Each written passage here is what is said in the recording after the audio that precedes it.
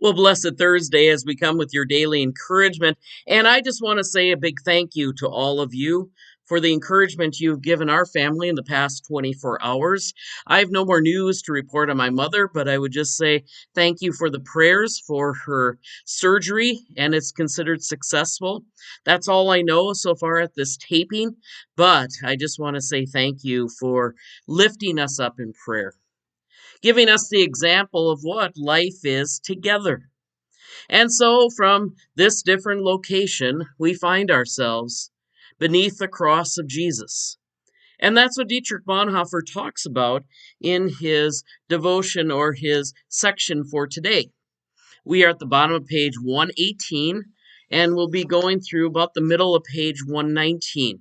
The reason I mention this is because the book ends at page 122. We are nearing the end. I probably have said this too many times, but just a reminder, too, that these are big sections, but they're important ones about what it means to live our life together.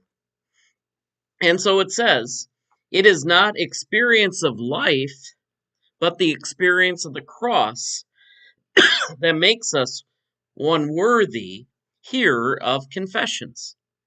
The most experienced psychologist or observer of human nature knows infinitely less of the human heart than the simplest Christian who lives beneath the cross of Jesus.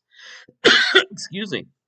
The greatest psychological insight, ability, and experience cannot grasp this one thing: what sin is.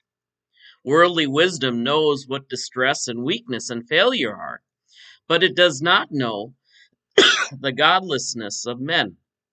And so it also does not know that man is destroyed only by his sin and can be healed only by forgiveness.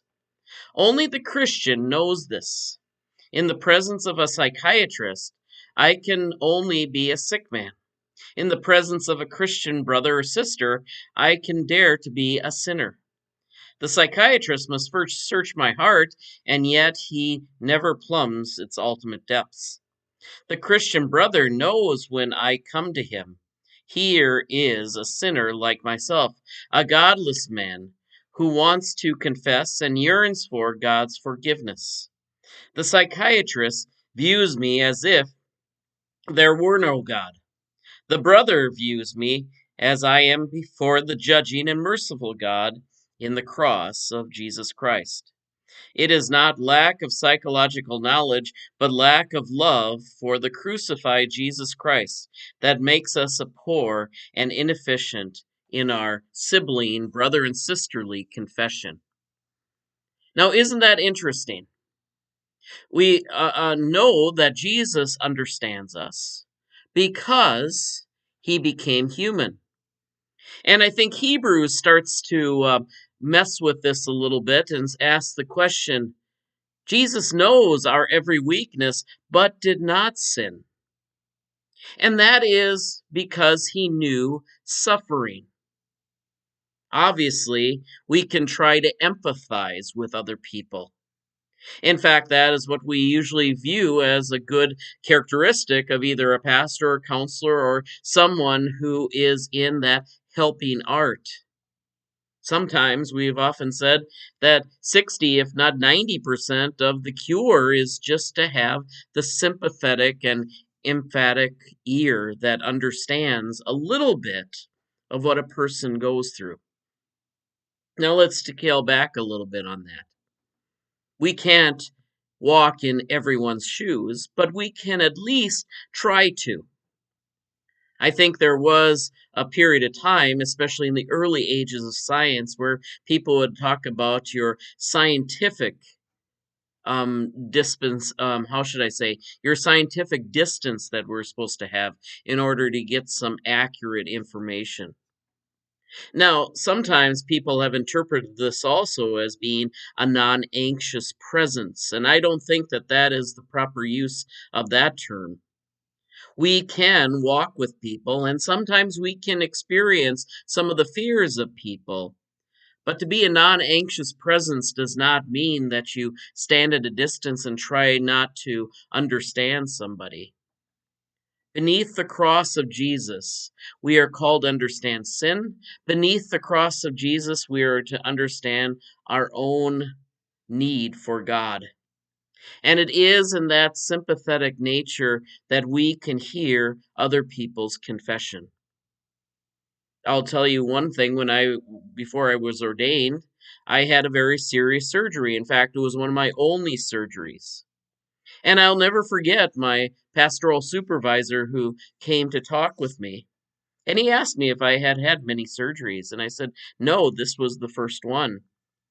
And I will say, thankfully, the only one. And what he told me, not just for the usefulness of it, but he said, now that you've had a surgery, you'll probably understand a little bit more of what it's like when you visit someone who is in the hospital, someone who has had surgery. And that I have, even from my one surgery, and I pray I don't have any others. But that has brought me some great education, at least a little bit. Now, I will say, I've had an experience with people, including one of my kids, many surgeries that I wouldn't even have dreamed of having, let alone I would have thought about making it through. But I know the grace of Jesus Christ. I know the power of God that helps through many people.